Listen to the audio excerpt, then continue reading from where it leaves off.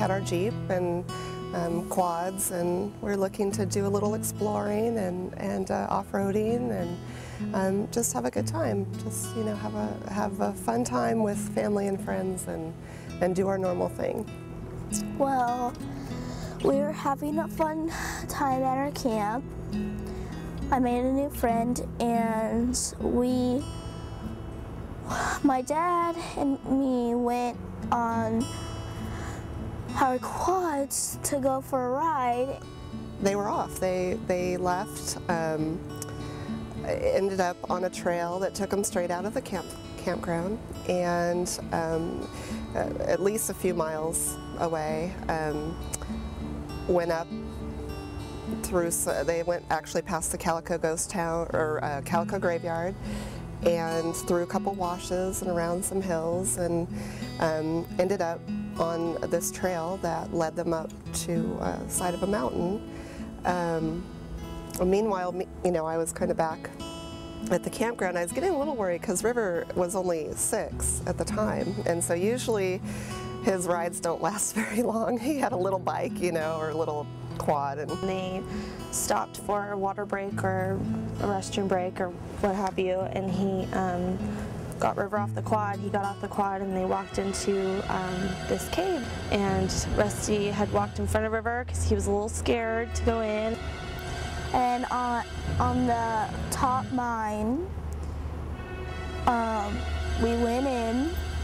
He said, "Oh, dude," and then he fell straight in. The ground just caved in. It was a hole towards the back that hadn't been seen and been covered with debris and, you know, just old age. And luckily River was far enough behind him where it didn't affect his footing at all. They came across a adit, again a horizontal opening, and the father went into the adit and fell down, you know, a opening, a vertical opening inside that horizontal opening that he couldn't see.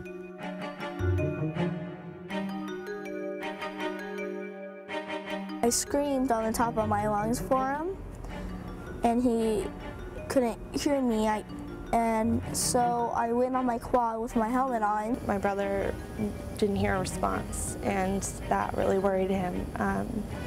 So he decided to go back and get help for someone who could hear him or knows more about how to get someone out of a hole. He didn't really know what was going on. a ranger came up to the campsite and told me that River was alone in the valley and I needed to come with her.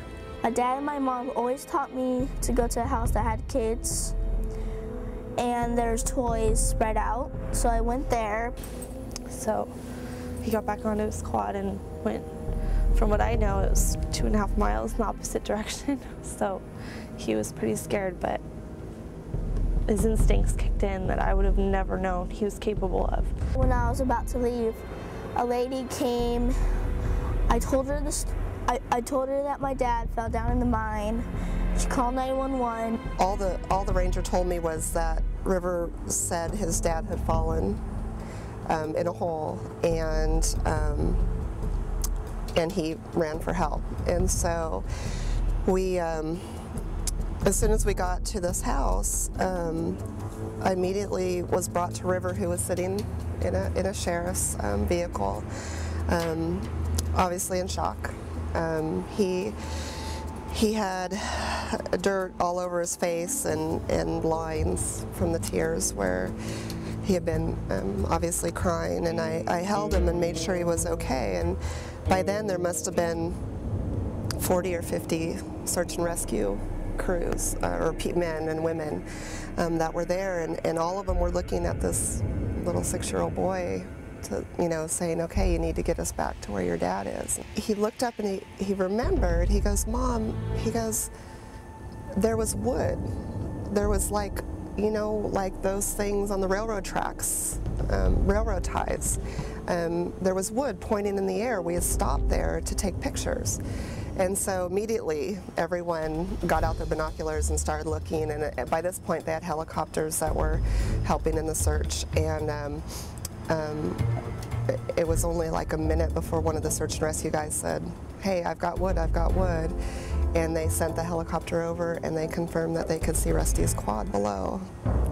The cave where Rusty had fallen had an opening in it that looked like an air shaft that had gone straight down, and at that point all the attempts stopped to get to him. They tried calling for him, they tried, you know, getting light down there, they tried everything, but at that point I was told that they had to call in some special people to come and get him out, because the air shaft was not stable, and if they tried to put people down there, you know, it could cave in on them.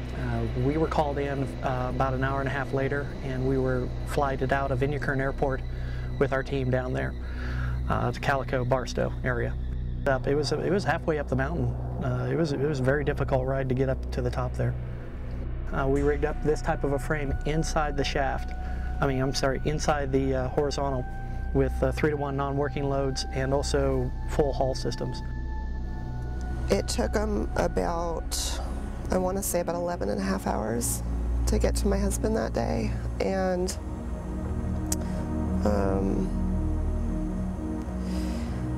when they came to tell me that he had succumbed to a head injury during his fall,